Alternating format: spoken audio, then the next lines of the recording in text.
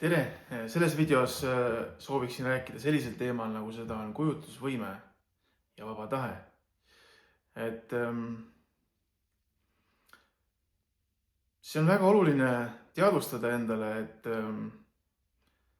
kõik, mida sa praegu koged või kõik, mis sa oled loonud, sa oled teinud seda tänu sellele, et sul on see vaba tahe ja õigus luua ja teha, eksperimenteerida selle eluga, mida sa koged enda ümber.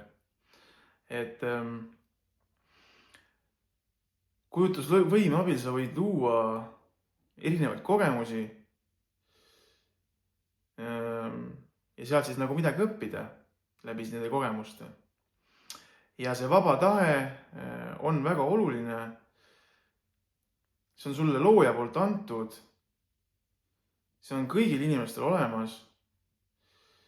Ja see on suur vabadus, kui sa nagu seda mõistad ja sellest aru saad. Et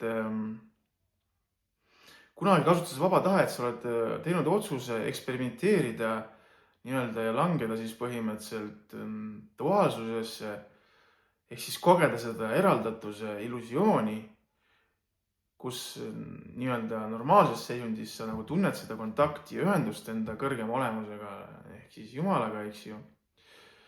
Siis läbi selle akti, kus sa siis või selle vaba tahte akti, kus sa teed otsuse eksperimenteerida siis selle duaalsusega, sa langed duaalsusesse,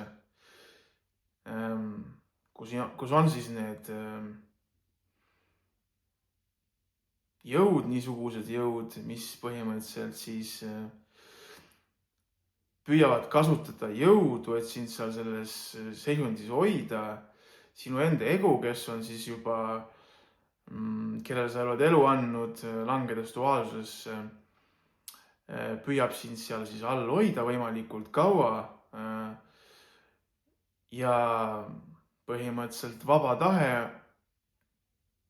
on ka see, mis lubab sul seal all olla justkui peaaegu lõpmatuseni.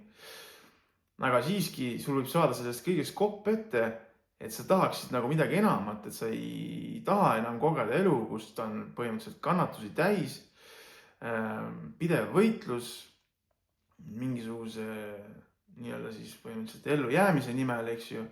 Et tahad kogeda midagi enamat ja sul on selleks õigus tõusta uuesti siis kõrgemale tagasi, kus sa teed otsuse,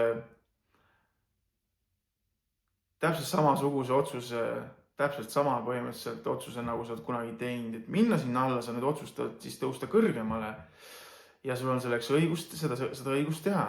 Kuigi selle maailma jõude sinu ego ütleb, et sul ei ole selleks õigust teha.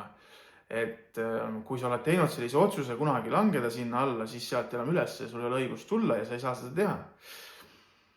Et kas see on nagu vale, millest sa peaksid läbi nägema ja see on oluline läbi näha sellest. Et ja kasutades oma kujutlusvõimet, sa saad luua uut elu ja uusi kogemusi enda ellu. Lihtsalt sa peaksid kõigepealt tõusma kõrgemale ja alustama siis teed iseenda psüühikas ülespoole, suurema vabaduse tasakaalu poole enda sisemuses siis. Et ja seal sa siis põhimõtteliselt alustad teekonda,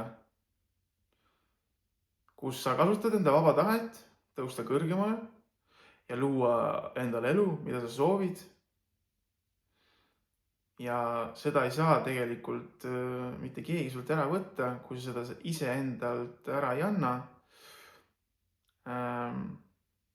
Siiamaani võib-olla sa oled seda teinud, kus sa oled ära andnud justkui selle võime või selle teadmise, et sul on see vaba tahe olemas. Teatud jõud tegelikult võitlevad selle vastu ja nad ei kiida seda heaks, et inimesel üldse peaks vaba tahe olema. Et ainult teatud inimesed peaksid seda omama ja justkui teised inimesed peaks alluma mingisugustele inimestele, et kõigile ei saa olla vaba tahet, aga see on illusioon ja vale, mida nad püüavad siis peale suruda ja on siiamaani, nagu sa näed, ka edukalt teinud.